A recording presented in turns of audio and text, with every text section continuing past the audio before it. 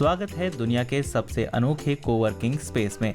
Berlin की ये इमारत पूरी तरह सेकेंड हैंड सामान से बनी है, बाहर भी और अंदर भी। ये लकड़ियाँ कभी आर्टिस्ट योको ओनो के ताबूत इंस्टॉलेशन का हिस्सा थीं। आज लोग यहाँ बैठकर बातें कर सकते हैं और इनके भीतर बैठकर आराम से काम कर सकते हैं। यहाँ लगा दरवाजा भी रिसाइकल्ड प्लास्टिक से बना है। इसे हमने यहाँ दूसरी बार इस्तेमाल किया है।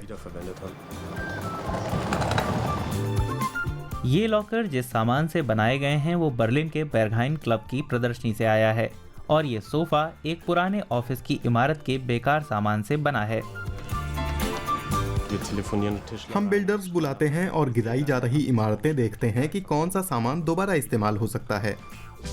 ऊपरी मंजिलें बन ही रही हैं। सर्कुलर हाउस कहलाने वाली इमारत जिस जगह बनी है वहाँ ब्रूअरी हुआ करती थी। अब ये नई इमारत पूरी तरह निर्माण के कचरे से बनी है।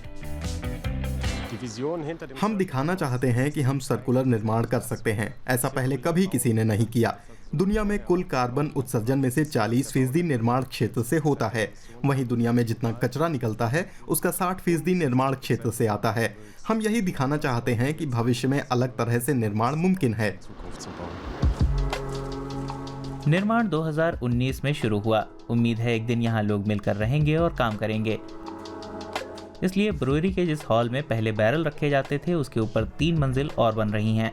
यहाँ ऑफिस और 8 रेजिडेंशियल यूनिट बनेंगी। यहाँ रहने वाले लोगों को बर्लिन के दूसरे इलाकों की तरह बहुत ज़्यादा किराया नहीं देना होगा। हाशिए पर पड़े समुदाय के लोगों को यहाँ घर मिलेगा जो अपनी पृष्ठभूमि, रंग या अपने वेतन की वजह से शहर में कहीं और किराए पर घर नहीं ले पाते। इसकी एक और खासियत है कि लोग यहाँ विविधता के साथ रहेंगे और इस जगह को और विविध बनाएंगे।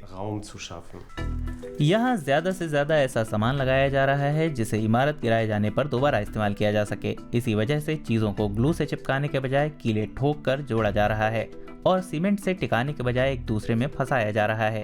प्राकृतिक सामग्री भी इस्तेमाल हो रही है जो बाद में खुद विघटित हो जाएगी। हमने यहाँ लकड़ी से दीवारें बनाकर इनके अंदर सूखी घास लगाई। ये प्राकृतिक इंसुलेशन का काम करती हैं और फिर इन पर मिट्टी से प्लास्टर कर दिया। इम्पैक्ट हब ग्राउंड फ्लोर पर भेज दिया गया है जहां सामाजिक संस्थाएं और एनजीओ हैं। ऐसा ही एक स्टार्टअप है जॉब्स फॉर रिफ्यूजीज जो जर्मनी में रिफ्यूजियों को नौकरी दिलाता है। सर्कुलर हाउस की अवधारणा के पीछे कई वजहें हैं।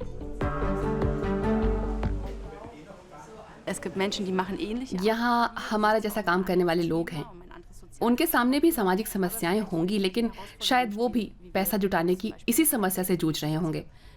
हमें सार्वजनिक मदद चाहिए और हमें ऐसे अन्य सामाजिक उद्यमों से विशेषज्ञता मिलनी चाहिए जो ऐसे सवालों से जूझ रहे हैं।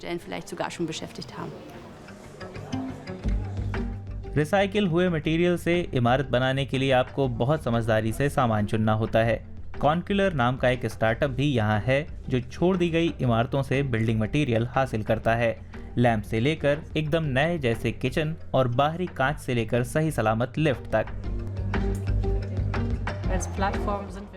एक प्लेटफॉर्म के तौर पर हम शायद टिंडर जैसे हैं।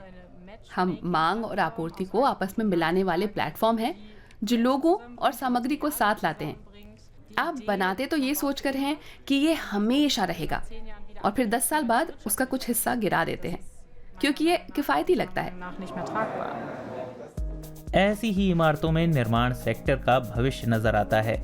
हालांकि इस उद्योग के लिए सर्कुलर सोच को लेकर चलना आसान नहीं है।